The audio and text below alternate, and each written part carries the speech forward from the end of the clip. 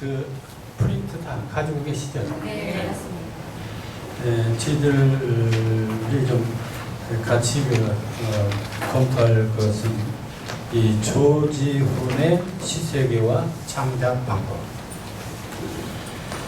우리 현대문학사에서 서정시인으로 가장 뚜렷하게 드러난 시인이 세 사람이 같은 시대에 있습니다. 그걸 우리는 보통 청록파 시인이다 그렇게 얘기하죠. 그 연대가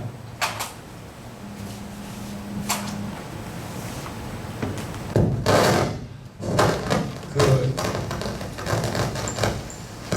일제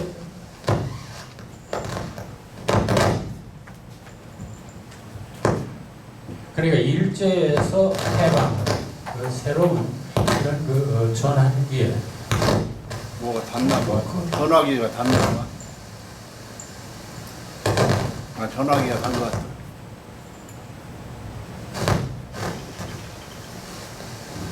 아니야, 전화기 때문에 그렇다. 이게 전화기 눈게 들려놨는데. 전화기요? 아니, 아까 거기 상에 뭐 눈게.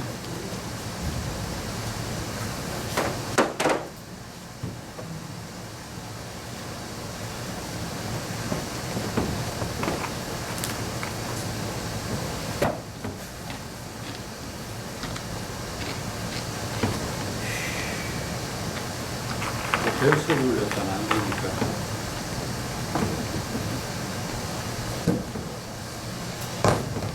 네, 그러니까 이런 겁니다. 그 문학의 역사라고 하는 것은 그냥 지나가는 게 아니고 그 시대마다 저는 그렇습니다. 그냥 강물처럼 쭉 흘러가는 게 아닙니다. 문학사는 마치 저는 이런 그 봉우리를 넘어가는 영봉을 넘어가는 과정이 문학사다. 그래서 여기에는 그 시대마다 좀 독특한 좀 뛰어난 시인들이 나타납니다. 뛰어난 시인들이 나타나서 그들로 하여금 한 시대를 이끌고 그것이 하나의 귀감이 되어서 오늘날 우리가 그것을 참고로 해서 또 다른 새로운 봉우리를 향해 가는 이런 그 하나의 그 영봉을 향해 가는 과정이다 이렇게 보는데 이런 과정 속에 그 봉우리가 우리 문학사에 많이 있습니다. 예를 들어서 개화기 하면은 춘원 이광수라든지 최남선이라든지 이런 사람들이 하나의 높은 봉우리를 형성합니다. 그리고 그 높은 봉우리 속에 많은 사람들이 영향을 받고 그 뒤를 따라가는 것이죠. 이게 1945년 그럼 광복이 됐어요. 이 광복이 되면서 그 과정에 우리에게 아주 서정시인으로 뛰어난 우리들에게 그 하나의 그 귀감을 보여줬던 세 시인이 있습니다. 그걸 가리켜서 우리는 청록파다. 그게 바로 지금 얘기한 조지훈 그리고 박두진 그리고 박목월 이 세 시인을 우리는 얘기하고 있습니다. 그러니까 우리가 적어도 시를 쓰면서 이 세 시인들의 영향 또는 방법 그것을 넘지 않고는 안 된다라는 그런 게 있습니다. 그러니까 적어도 한국의 현대 시인이라면은 적어도 이 조지훈 시인이 어떤 시인이냐, 박두진 시인이 누구냐, 박목월 시인이 누구냐, 아니 그 사람들이 어떤 방법으로 시를 썼느냐 이런 것을 거치지 않을 수가 없다는 것입니다. 그래서 그동안 지난번에 이 박두진 시인에 대해서 얘기를 했습니다. 이 박두진 시인은 대단히 그 서정신, 해알 또는 달밤 또는 숲, 산림 이런 자연을 노래하면서도 어떠한 자연이냐면은 종교적, 기독교적인 자연입니다. 자, 그럼 기독교적인 자연은 어떤 자연일까요? 그것은 바로 낙원을 향한 낙원 지향의 그것을 저는 에덴 지향이라고도 말합니다. 그러니까 그 시인이 시를 쓰는 것은 다 이유가 있고 목표가 있습니다. 적어도 박두진이 평생 시를 쓰면서 그가 추구하고 드러내려고 한 것은 기독교적인 에덴의 세계, 이게 인간으로 하여금 시를 통해서 드러날 수가 없을까? 이게 바로 박두진이 꿈꾸던 세계입니다. 그럼 오늘 얘기하고자 하는 이 조지훈 시인은 어떠한 세계를 꿈꾸었을까? 그리고 뭘 드러내려고 했을까? 이제 그런 걸 생각하면서 우리가 이 조지훈 시인을 이해하면 됩니다. 자, 그럼 잠깐 그 생애를 좀 보겠습니다. 1920년입니다. 제가 1939년에 20년 전 분입니다. 그렇게 오래된 분도 아니에요, 사실은. 자, 경북 영양군 일월면 주실에서 태어났다. 근데 그 원래 이름은 조지훈은 이제 아호고 사실은 조동탁이 본명입니다. 그런데 별로 경력 없이 거기도 있지만은 3년간 영양보통학교를 다녔다. 다닌 후에 뭐 중학교 다녔다, 고등학교 다녔다 그런 이력이 없어요. 그런데 갑자기 19살 됐을 때, 그러기 1939년 1939년 20년에 출생했는데 39년 19살 아닙니까? 이 1939년은 바로 제가 태어난 해이기도 합니다. 자, 그 해에 문장 3월에 문장이라는 잡지에다가 두 시를 발표합니다. 그 하나는 고풍의상, 하나는 승무, 이 두 시를 발표하게 돼요. 이게 추천이 돼가지고 그는 시인으로 등단을 하게 됩니다. 그리고 그때에 이분이 와세대학 통신강의, 요즘도 통신강의가 들어있기는 하지만 한동안 그런 게 있었죠. 이 통신강의를 통해서 공부하고 바로 해화전문대학을 들어가게 됩니다. 현재 동국대학교 전심, 거기 문과에 들어갔어요. 그러니까 중고등학교는 그냥 독학으로 건너뛴 거예요. 그리고서 해화전문학교 들어간 것이죠. 그리고 40년에는 다시 봉황수라고 하는 작품이 추천됩니다. 요즘은 한 번에 추천이 되지만은 과거에는 보통 2번 초회 추천 그리고 천료해서 2번 추천을 거치는 것이 일반적인 관례였습니다. 자, 그래서 이제 2번 추천을 받아서 그는 이랴 시인으로 등단을 하게 됩니다. 자, 그런데 여기서 한 가지 중요한 게 있습니다. 여러분들 등단해 보셨죠? 자, 아직 못하신 분도 계시지만 앞으로 이제 열심히 뭐 등단할 수도 있죠. 근데 이분은 어떤 분이냐면 등단한 작품, 바로 고풍의상과 승무라고 하는 이 두 작품과 봉황수라는 이 세 작품, 이 등단 작품이 이랴 조지훈을 유명한 시인으로 스타를 만들게 했던 것이 바로 이 고풍의상, 승무, 그리고 문장이라는 그런 세 작품입니다. 그러니까 등단 작품이 바로 출세작이 되었다. 이게 바로 조지훈 씨의 특징입니다. 그래서 이 조지훈 씨는 이 세 시, 등단 시 이외에 그렇게 두드러진 시가 없습니다. 오히려 이 세 시야말로 수없이 교과서에도 반복돼 나오고, 그래서 이 조지훈 시인을 유명하게 만든 것이 바로 여기 고풍의상, 그리고 승무, 그리고 봉황수다. 이런 것을 생각한다면 19살에 등단한 이 조지훈 시인의 시적 능력, 창작, 그 세계가 얼마나 대단한 것인가를 알 수가 있습니다. 자, 그 다음에 그가 특별히 여기서 보면 1941년에 해화 전문을 졸업하고 일제를 피해서 4월 오대산 월정사, 불교 강원 외전 강사, 불교 서적 당시 노장사상 등 요 대목도 중요합니다. 왜냐면은 1941년, 41년은 일제 말기에서 우리나라 문인들이 전부 다 일제, 친일 문학을 하던 시기입니다.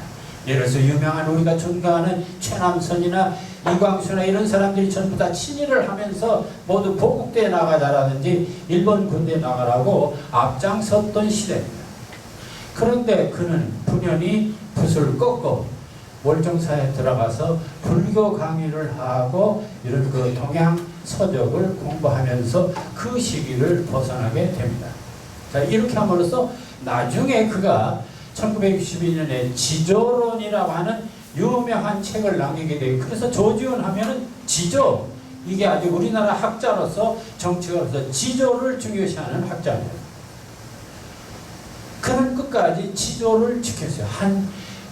일제하에서 광복, 그래서 남북 분단, 좌우익 이런 모든 과정 속에서 그는 끝까지 지조를 지킨 시인이고 학자이며 동시에 그가 책을 쓴 것도 지조론. 그래서 그는 정말 지조의 대표적인 학자요 시인이다.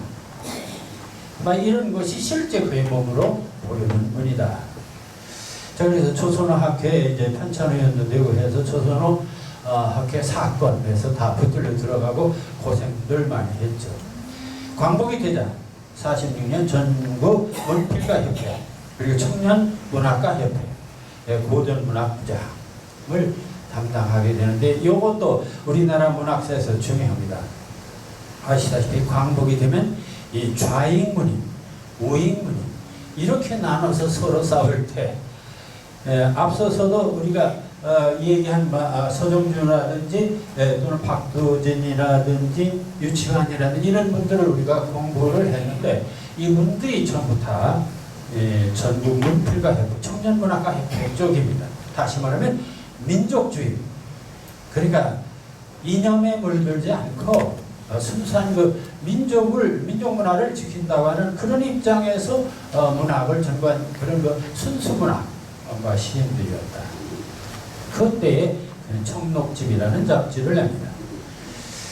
자, 그가 특별히 더욱 좀 학자로서 좀 이렇게 유명하게 만든 것은 그 다음에 1948년부터 고려대학교 교수를 맡게 됩니다. 사실 이번에 학벌이라는 게 해화 전문학교 나온 게 전부입니다. 그럼에도 불구하고 그의 시가 뛰어났고 그의 작품성을 인정해서 고대 문학 교수가 됩니다. 52년에 풀립담장을 내고 53년에 시와 인생, 56년에 조준시선, 그리고 59년에 역사 앞에서, 그리고 62년에 지조론이라고 하는 수필집, 에세이집을 냈죠. 그리고 또 한 가지 중요한 것은 이분이 시인이면서 시만 전념한 분이 아닙니다. 한국 문학사, 한국 역사, 민속사, 문화사 이런 것들에 대해서 대단한 업적을 남깁니다. 그래서 고려대학교에서 민족문화연구소 소장을 하고 이 한국문화사 대계라고 하는 대단히 방대한 그런 문화사 대계 책을 냅니다. 시집에 여운이 있고 또 수필주에 도래미학도 있고 또 평론집에 한국문화사 소설이라는 게 있죠. 67년에 한국시인협회 회장을 했습니다. 우리나라 그 시인단체 하면은 크게 두 단체가 있습니다. 바로 한국시인협회, 또 하나 한국현대시인협회, 크게 두 단체가 있어요. 이 한국시인협회는 주로 이런 그 전통적 서정시의 이런 하나의 그 심액을 형성하는 그런 단체라고 크게 봅니다. 그 다음 한국현대시인협회는 좀 모더니즘 계열의 그런 그 시인들의 그룹이 바로 한국현대시인협회입니다. 저는 현대 모더니즘 그 시인협회 쪽에 현대 시인협회 쪽은 이제 주로 대표적인 인물이 이제 문독수 시인이 되겠고, 예를 들어서 한국 시인협회 이쪽은 뭐 지금 얘기한 조지훈이나 박효진이나 박무월이나 유춘이나 이게 다 그쪽 계열의 이런 문학 하나의 흐름이라고 봅니다. 저는 현대시인협회 현재 고문으로 되어 있습니다. 잠깐 현대시인협회 회장을 했어요. 그리고 1968년 5월 17일에 기관지 확장으로 영명했다. 그럼 보세요. 1920년에 태어나서 68년, 그러니까 49세로 돌아가시게 됩니다. 이제 저와 인연이 있어요. 제가 이제 고려대학교에서 이제 석사 과정을 밟는데 바로 조지훈 선생이 저의 지도 교수였습니다. 그리고 이제 제 논문을 마지막으로 도장 찍어주고 돌아가셨습니다. 그래서 어쨌든 저와는 아주 인연이 깊고, 또 제가 그래서 이 조지훈 선생의 문학이나 사상을 굉장히 좋아합니다. 근데 조지훈 선생이 시만 쓰는 분이 아니에요. 그는 학문도 엄청나게 많이 하고 폭넓게 하고 있습니다. 그 영향을 받아서인지 저도 그렇습니다. 그래서 저도 시만 쓰지 않습니다. 자, 그 정도 얘기하고, 그래서 다시 이제 정리를 하면 그렇습니다. 조지훈 시인은 어떤 사람이냐? 초기 시들은 회고적 소재로 민족적 정서와 전통에 대한 향수를 느낀 것이다. 이 조지훈 시인 하면은 그 사람한테 붙는 말이 참 많습니다. 첫째, 회고적. 아다시피 회고적이라는 말은 과거를 이렇게 그리워하고 또 과거에 대해서 관심을 갖는 게 회고적이죠. 그 다음에 민족적이라는 말을 많이 씁니다.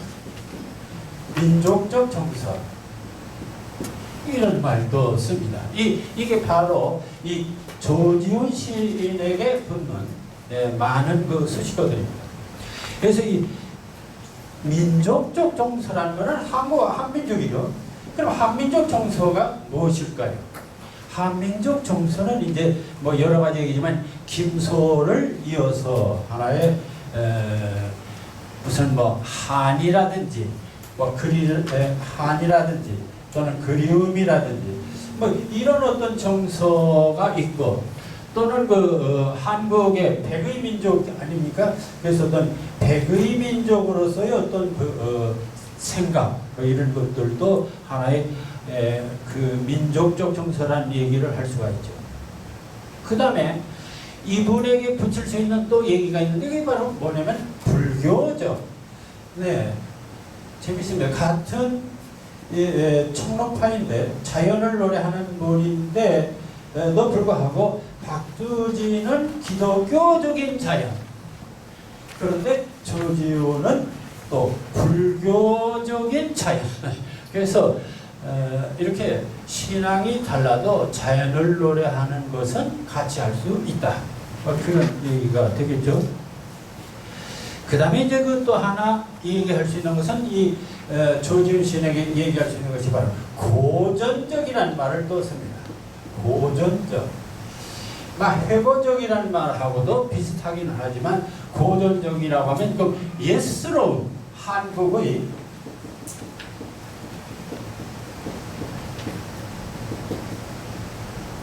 한국의 예스러움인데, 그러면 한국의 예스러움, 여러분들 외국 사람한테 도대체 한국적이라는 게 뭐냐라고 말할 때 뭘 얘기할 수가 있겠습니까?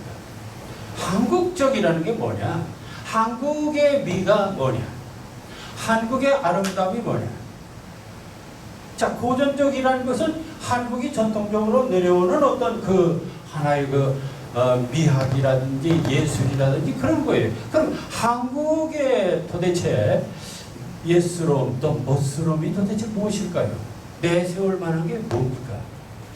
자, 이것에 관심을 많이 가진 것이 바로 조지훈입니다. 그래서 그의 시는 한국의 멋스러움, 한국의 예스러움, 그것에 대해서 집중적으로 시를 씁니다.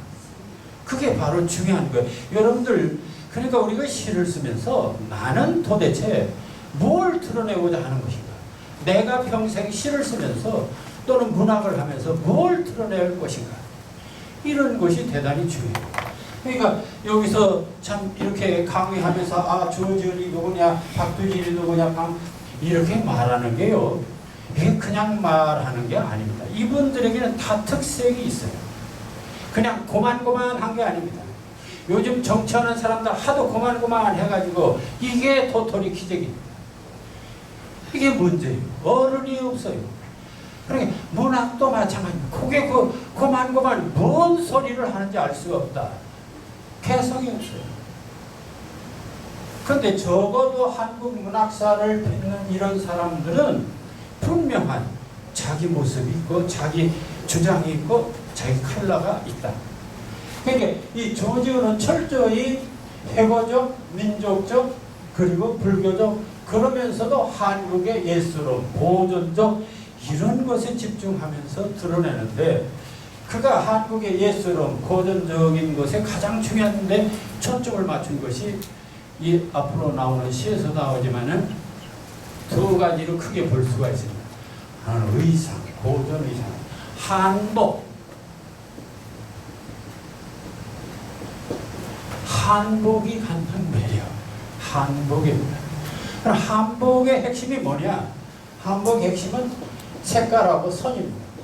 그래서 그런 색채와 선, 이 부분을 집중적으로 드러내면서 한국적인, 고전적인 것, 그 다음에 이제 이런 그 한복이라든지 또 하나는 예를 들어서 우리나라의 기와집이라든지 이런 데서 나오는 그 곡선미, 이런 등등 한국적인 것을 찾으려고 했습니다. 자, 그래서 조지훈의 초기 시대는 회고적 소재로 민족적 정서와 전통에 대한 향수, 그리고 고전적인 그런 데다가 이제 이런 것뿐만 아니라 언어 자체도, 언어 자체도 가능하면 좀 한국적인 우리말을 좀 창조해서 드러내보자. 이런 것들에 관심이 많았죠. 근데 이제 그렇기는 하지만, 초기에는 그렇지만은 그 뒤에는 상당히 그 역사나 정치에서도 아까 지조론 선비적인 어떤 모습을 보이기도 했습니다. 그래서 어떤 그 정치에 대해서 과감하게 비판하고, 특히 재미있는 것은 그가 여기서도 나중에 나옵니다만 5.16 후에 최고회의 고문으로 추대되었으나, 추대되면 얼씨구 좋다고 모두들 다 가서 한자리 하고 문인들 많이 했습니다. 그런데 이분은 그것마저 거절하고, 그러면서도 옆에서 정치를 비판하고 이런 아주 꼬장한 분이었습니다. 자, 그래서 세 번째로 그의 시는 서정적 자연입니다. 그럼 이제 한국적이면서도 또 하나는 여기 이 사람들 그렇지만 서정적 자연입니다.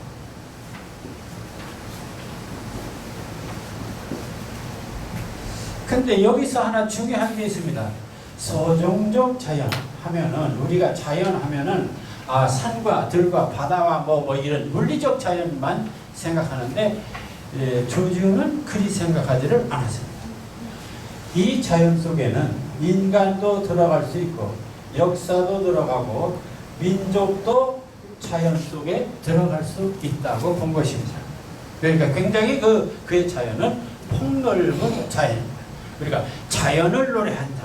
그러니까 풀이나 노래하고 강물이나 노래하고 이런 자연이 자연만은 아닙니다. 그러니까 인간도 자연의 일부고, 역사도 자연의 일부고, 민족도 자연의 일부로 보는 것입니다.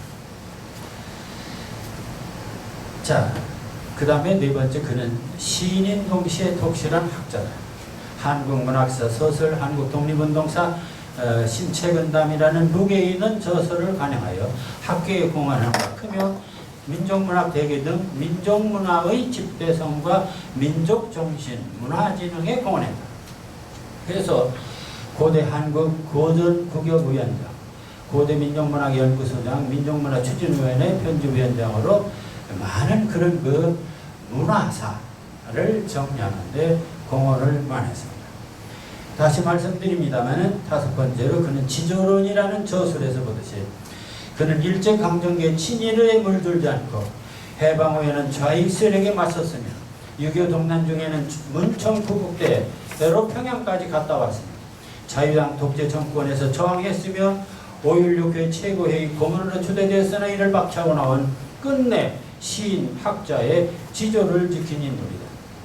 1950년대 말기 자유당은 정권 연장에만 집착하고 과거의 친일들이 지난날의 과거에 대한 유의침 없이 정치 일선에 나섰고 정치 지도자들 마저 신념이나 지조 없이 시대 상황에 따라 변절을 일삼았다. 이에 일침을 가한 것이 바로 지조론입니다. 학자고 정치가고 우리는 좀 지조를 지킬 수 있어야 된다. 아주 체구가 아주 건장하고 잘생긴 그런 아주 거구 육촉 거구다 뭐 이럴 정도 굉장히 거구예요. 그래서 한번 정치를 하면 잘할 수 있는 인물이 아니었을까 하지만은 끝내 오히려 그는 그 시인으로 학자로 이렇게 살아갔던 분입니다.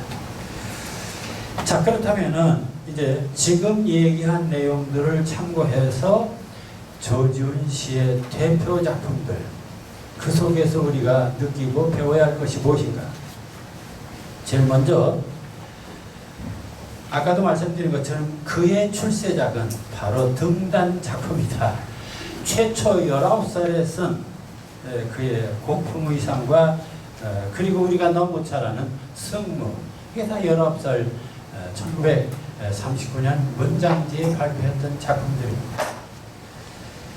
그리고 이 작품들을 읽어보면 바로 조지훈의 시세계, 조지훈의 창작 방법, 이걸 우리가 알 수가 있습니다. 자, 먼저 고풍의상입니다. 고풍의상, 의상은 의상학과 50m 고풍 예스러운 예스러운 의상 옷 한국의 전통적인 옷. 사실 근데 제목을 고풍의상 이렇게 했어요. 아무래도 뭐 시기가 참 저부리보다 전 세대이기 때문에 이 한자어가 있는 건 어쩔 수가 없습니다. 자, 그럼 고풍의상을 좀 한번 보겠습니다. 이 시는 연가리가 안 되어 있고 그냥 현대시처럼 행만 쫙쫙 이렇게 마치 산문같이 이렇게 돼 있죠. 그러니까 과거의 시는 다 행이 있고 연이 있다 우리가 생각하는데 사실 그렇지가 않습니다. 그래서 이 고풍의상을 보면 그냥 줄시로 되어 있습니다. 자, 한번 볼까요? 이 시는 우선 읽어보겠습니다. 하늘로 나를 듯이 길게 뽑은 부연 끝 풍경이 문다. 처마 끝 곱게 느리운 주렴에 반월이 숨어 아른아른 봄밤이 두견이 소리처럼 깊어가는 밤. 좀 예스러운 표현이어서 무슨 분위기인지 좀 잘 이해가 안 갑니까? 자, 하늘로 나를 듯이 길게 뽑은 부연. 지금 창밖에 저기 개화집이 있네요. 옛날 개화집은 추적꽃을 쫙 이렇게 올리지 않습니까? 그러니까 하늘로 나를 듯이 길게 뽑은 부연. 부연은 지붕 끝 석가래라는 말입니다. 석가래예요. 그러니까 석가래가 이렇게 쭉 뻗었으니까 그 마치 날개 치듯이 그러니까 한국의 개화집 모습이 이렇게 정말 하늘을 나를 듯이 길게 뽑은 부연, 그 끝에 왜 절 같은 데 보면 끝에 밑에다가 뭘 달았어요?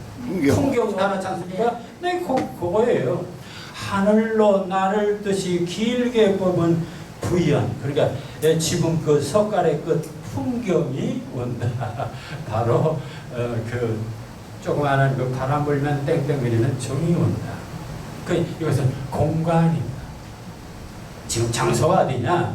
그러니까 아주 예스러운 그런 멋있는 한옥집입니다. 지금 그 한옥집을 지금 얘기하고 있습니다. 처마 끝 곱게 느리운 주렴에 반월이 숨어. 처마 끝 곱게 느리운 주렴. 요즘 주렴 사용합니까? 자, 왜 좀 이렇게 좀 잘 사는 집, 좀 이렇게 양반집 보면 여름 같은데 추녀 밑에 주렴을 해서 왜냐 안하고 밖에 잘 안 보이도록 주렴을 하지 않습니까? 그런 거예요. 그러니까 주렴을 쭉 예렸어요. 그러니까 이건 철저히 한옥집입니다. 지금 자 이렇게 한옥집이에요. 여기 풍경이 내리고 여기 지금 창에 이제 주렴을 내려 걸었어요.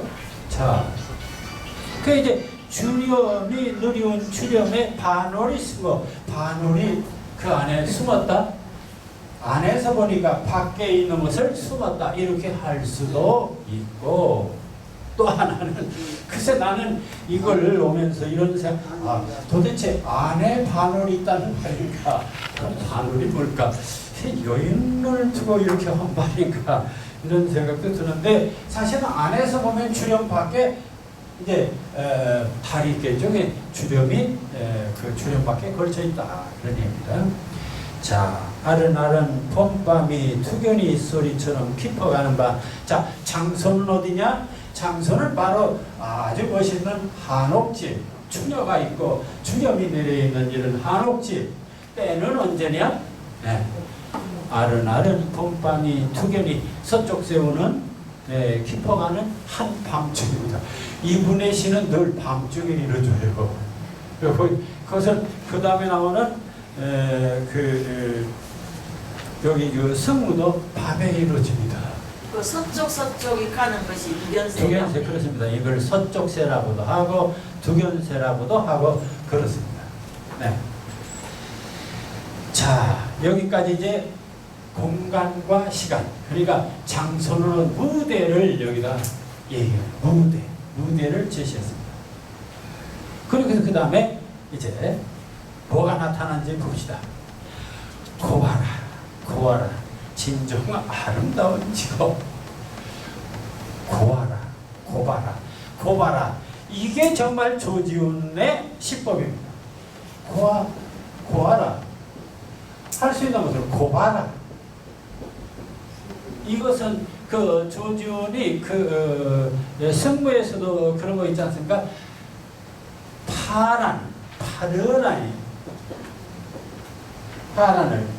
파르라니 이렇게 우리말을 아름답게 드러내는데 여기서 고와라 네, 이런 어휘를 썼습니다. 고와라 진정 아름다운 기로 파르란 구슬빛 바탕에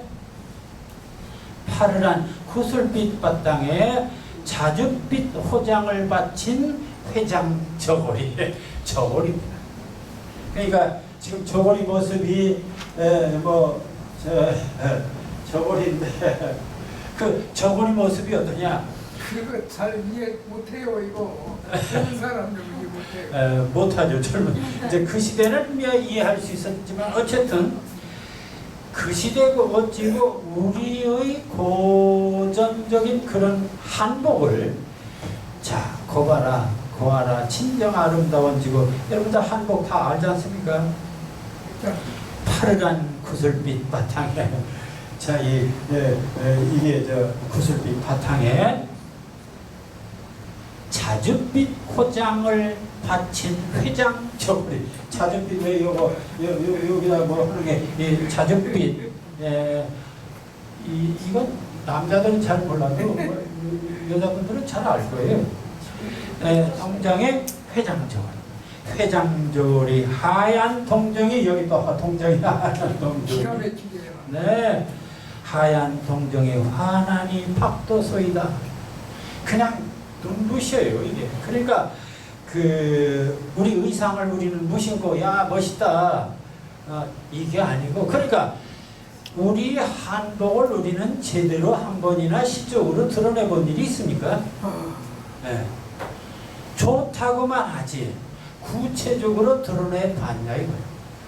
이걸 바로 19살 조지호는 바로 그것을 드러냈어요. 근데 너무나 잘 드러내고 있습니다. 자, 그 다음에 박도서이다. 그래서 이 저고리에 대한 표현입니다. 한복 저고리. 살살이 퍼져나린 고운 선이 스스로 돌아 곡선을 이루는 곳. 12포 긴 치마가 사르르 물결친다. 그 치마폭 흔들리는 모습을 이런 식으로 표현했습니다. 보세요. 살살이 퍼져나린 고운 손이, 살살이 퍼져나온 고운 손이 스스로 돌아 곡선을 이루는 곳. 12포 긴 치마가 사르르 물결친다. 선생님이 너무 잘 읽어서 더 멋있네요. 네, 읽기도 잘 읽어야 돼요. 남성도 예술입니다. 자, 그러니까 이게 정말 기가 막힌 표현의 치마폭을 지금 노래하고 있습니다. 자, 그 다음에 치마 끝에 곱게 감춘 은혜 당해. 구름무늬입니다. 구름무늬. 네. 치마에 치마 끝, 여러분들 치마에 보면 여기에 구름에 여러 왜 치마에다가 요 끝에다가 여러 거 이제 물이 있잖아요. 물이 구름무늬. 그리고 당해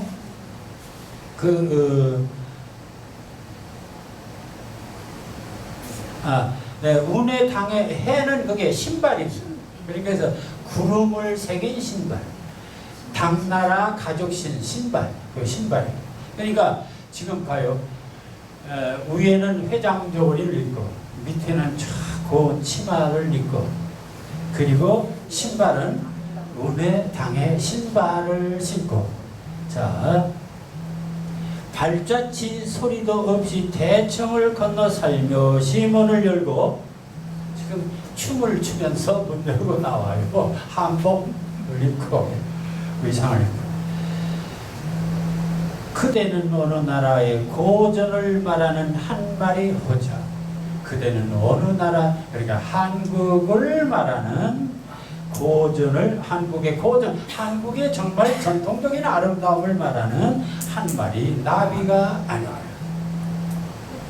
호접인 양 사푸시 춤을 추라 아미를 숙이고, 호접인 양 나비인 양 사푸시 살포시 춤을 추라 아미는 이마를 숙이고.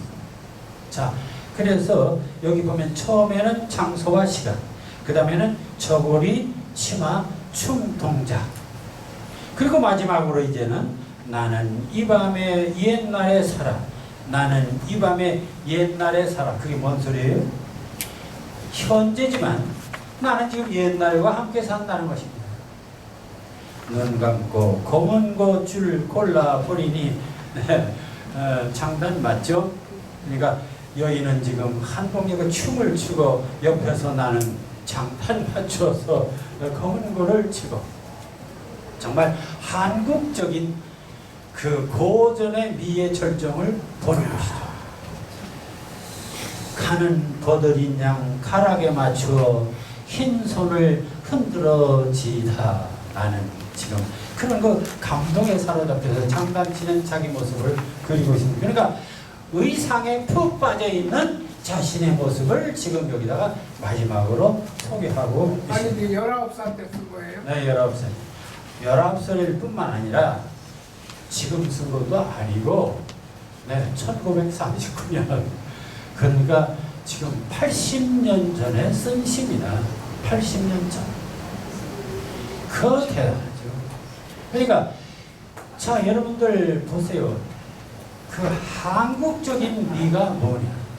그동안 말만 한국적인 미 했지만은 사실은 이 19살 조지훈이 말한 이런 한복의 아름다움 또는 그 한복의 그런 그 고전의 춤사위 이런 걸 이렇게 아름답게 표현한 사람이 있는가 하는 것입니다. 이게 바로 이 사람의 특징입니다. 조지훈 시생입니다.